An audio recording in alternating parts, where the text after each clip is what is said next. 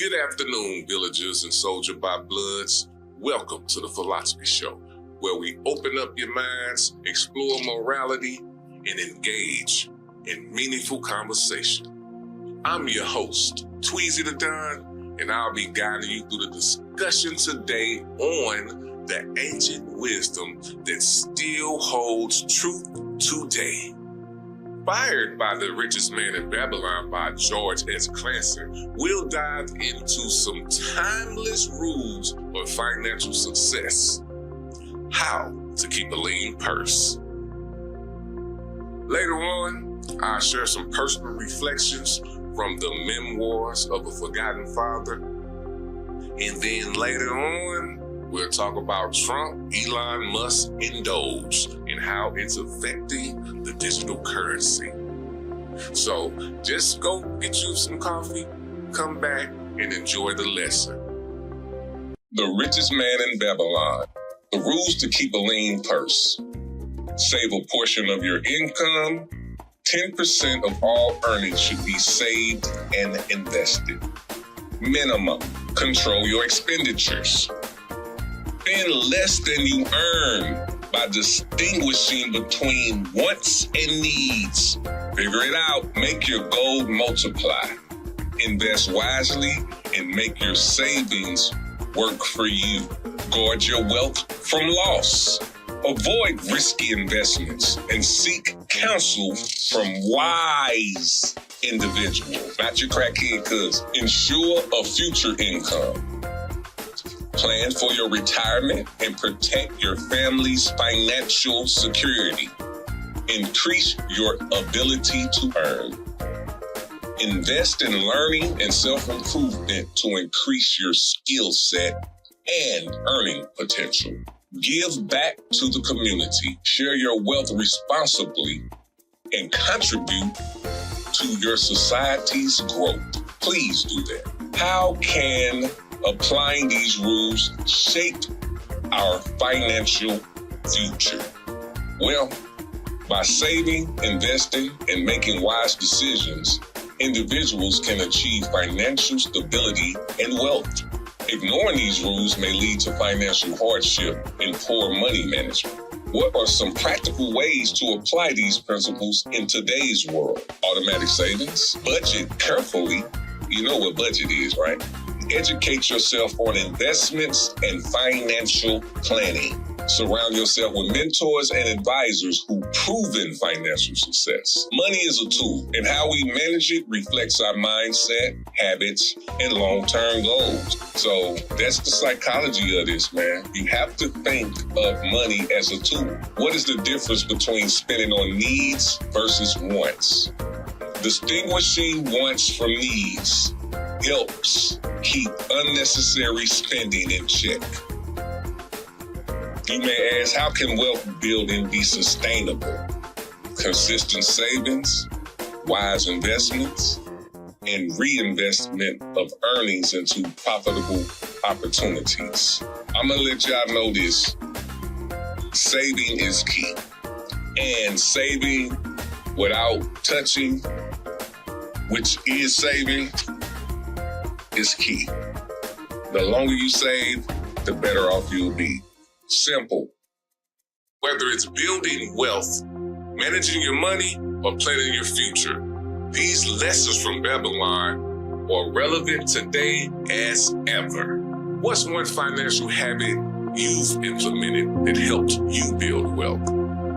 Drop it in the comments. We want to hear your story. If you like this show, make sure you tune in to Soldier by Blood television on YouTube. Go subscribe or go to soldierbyblood.com. We have a few podcasters on there. Or if you want to listen, download the VGN app.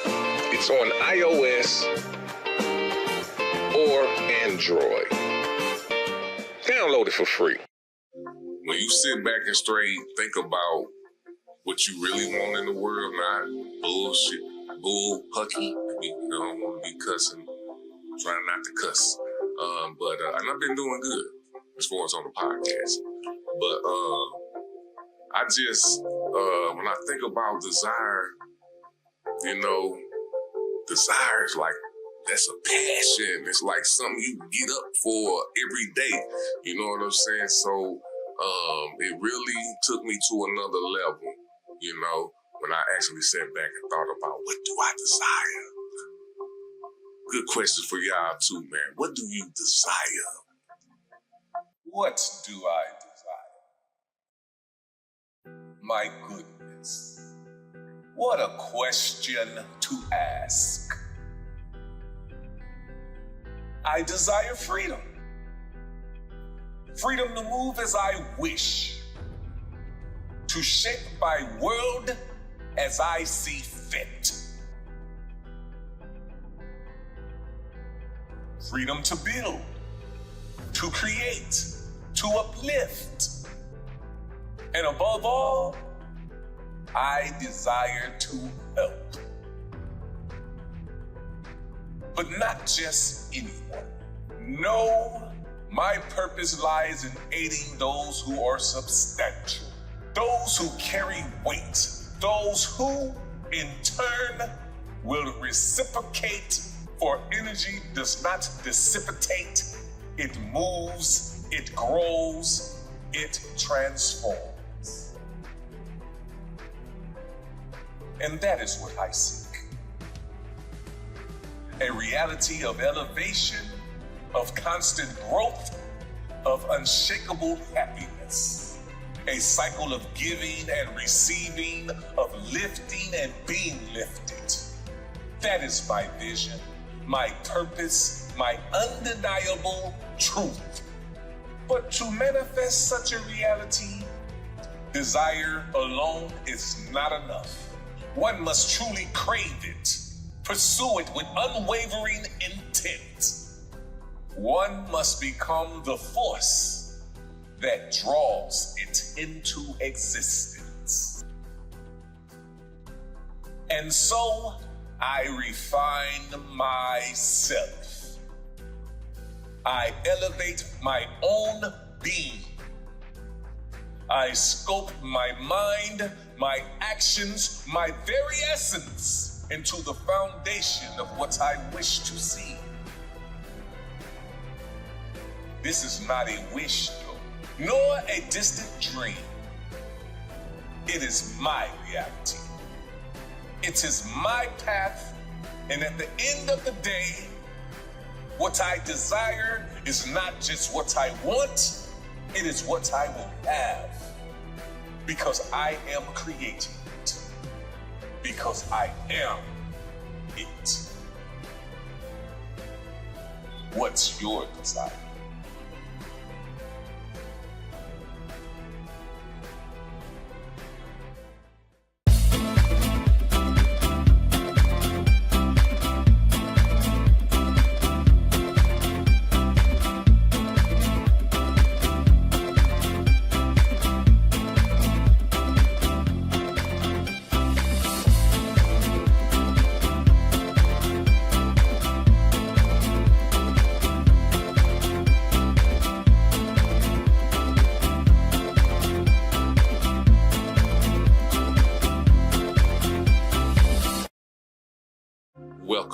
Welcome back. Hey, I hope y'all liked it. I love it. I listen to it every morning.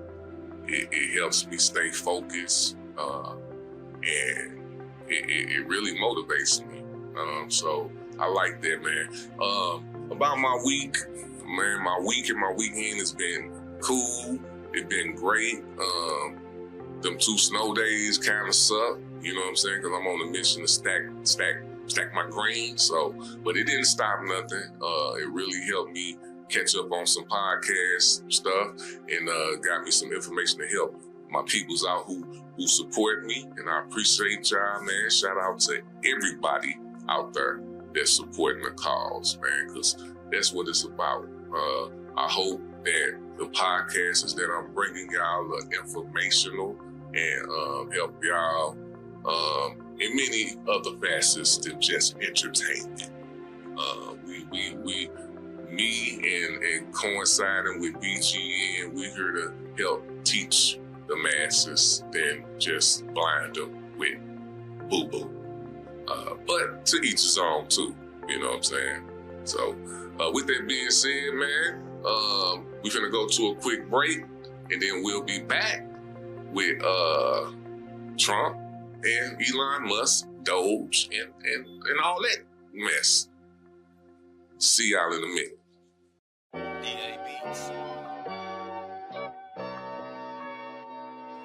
Yes, ladies and gentlemen, another pretty day. Bowling Green as far as St. Louis. It is officially barbecue weather. Vito banging that boy Tweez, huh? This is for Kings Highway. Hell no, you don't see me, ain't no money where you be at. Fuck, you gon' see me and they hate where you be at. Now you don't see me as a sucker where you be at. No, you don't see me if they trippin' where you be at. That part.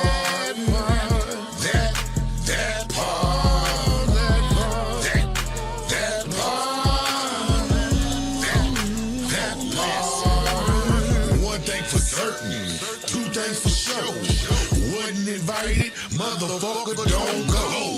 What you said, and we were texting estimates. It is what it is, and make no mistakes. Goddamn club got where it starts too late. Overwhelmed by foo-foo, too grown play. Enjoy setting with friends, some real love. Skip, reverse, change the color, draw for more. Now you don't see me, ain't no money where you be at. Fuck, you gon' see me and they hate where you be at. Now you don't see me as a sucker where you be at. No, you don't see me if they trippin' where you be at. That part. That part. That part.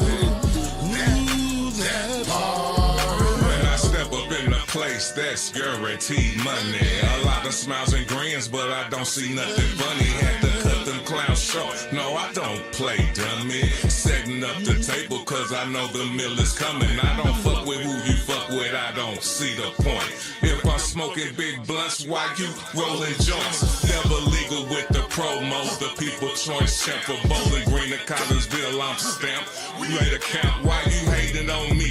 Cause it's slated for me. Either get up off your ass, you might get in my G. Stop supporting them lanes, put most high in the game. Stop that capping type shit and stop passing the blame. I can't fuck with no haters, I done did that way back. Heart open, no jack, but homie became straight rag. That's facts, so I move accordingly. Stay cornball free, man, you can't get close to me. Hell no, you don't see me, ain't no money where you be at. Fuck, you gon' see me and they hatin' where you be at. Now you don't see me as a sucker where you be at. No, you don't see me if they trippin' where you be at. That part. That part. That part. That part. You a fool, Vito Banger. That part. That part. That part. That part. I wanna hear that one.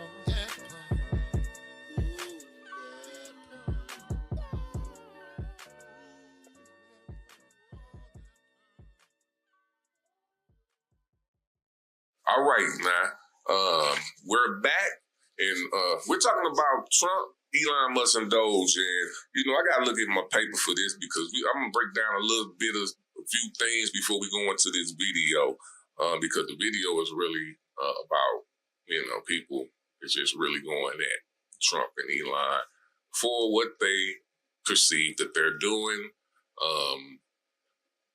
I'm not in the government, but for what I'm seeing, you know, it's typical Trump. I mean, nothing surprises me, but for people who might not know what's going on, it's a few questions that you should be asking. And it's like, what is DOGE?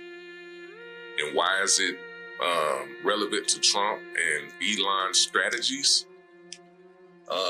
DOGE is a digital currency. That's what it is. So I'm not finna give people answers. I'm just gonna give you clues. You gotta go look this up for yourself to figure it out. I'm not finna sit here and put nothing in your head. Not right now. But I do want you to go look up DOGE and figure out what it is and see how does it connect with Donald Trump and Elon Musk. You should know with Elon Musk. I'm just saying. How are Trump and Elon Musk shaping the future of digital currency? They have the power and they have the influence. You know, I ain't saying nothing, but I mean, I'm gonna say it like this. You might wanna, I don't know, for some reason, something telling me to invest in DOGE, but that's just something. You need to ask yourself who stands to benefit from the rise of DOGE and other digital currencies. Tech companies, financial markets. I mean, one thing I know about Trump, he's very good at generating money. He might not pay people their money, but he know how to generate money. So, how does this impact everyday Americans and financial systems?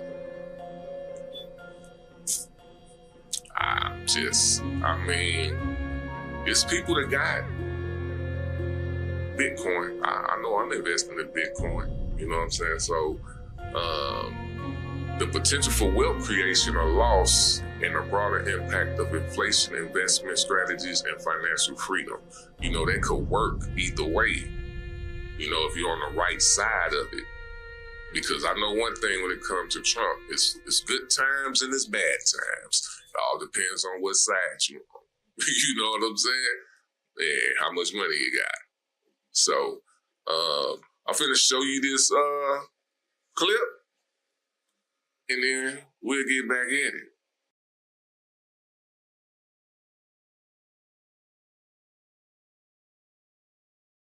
They're phony when it comes to pretending to be the party of law and order.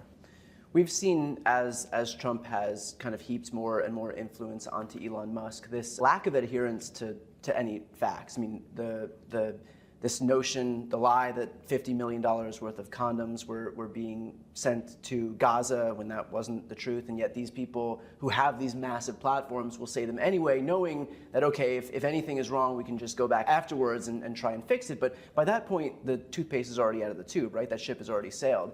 And so what do you say to these Republicans then, like Elon Musk, who are so quick to perpetuate these lies with so little willingness to actually adhere to the truth about them? They're not interested in working for the American people because they're working for Captain Chaos and his buddies like Elon Musk. We've seen the way that Trump has kind of usurped power from the Republican conference in the House. Recently, Mike Johnson, I believe it was within the last 24 hours, came out and said that he's fine with this process of allowing Trump to basically take the autonomy of your colleagues on the right.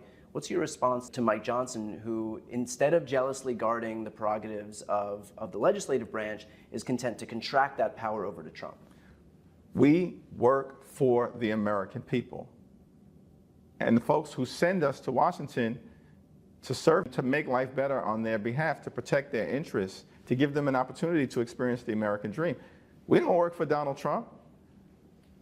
We are a separate and co-equal branch of government. That should mean something. That means, fundamentally, that we work on behalf of everyday Americans. What they're trying to do, like in Medicaid as we know it, and why they are trying to do it, which is because at the end of the day, they want to pass massive tax cuts for their billionaire donors and wealthy corporations, and then stick working class Americans with the bill. And we've seen this theme before. And so what's your reaction to Trump having run in 2016 and winning with this whole populist shtick, this idea that he's going to bring down the cost of healthcare, that he's going to make it more comprehensive and more affordable, that he's going to pass a middle-class tax cut, that he's going to usher in a jobs boom, a manufacturing renaissance. the end of the day, in his first term, he didn't do any of that. He passed a tax cut that overwhelmingly favored millionaires and billionaires. 83% of the benefits were conferred to the top 1%. Did the same thing in this election cycle, where he swept into office amid promises that he's going to lower the cost of eggs. Eggs, again, to your exact point, are double the price that they were before he took office, and yet now his focus is on slashing programs like Medicaid, which overwhelmingly benefit sick and disabled folks and children. And so what do you say to his supporters out there, voters who believed him, given what we've seen in the first term and what we're seeing right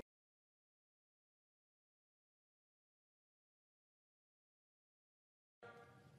And it is not just that we have more income and wealth inequality today than we have ever had.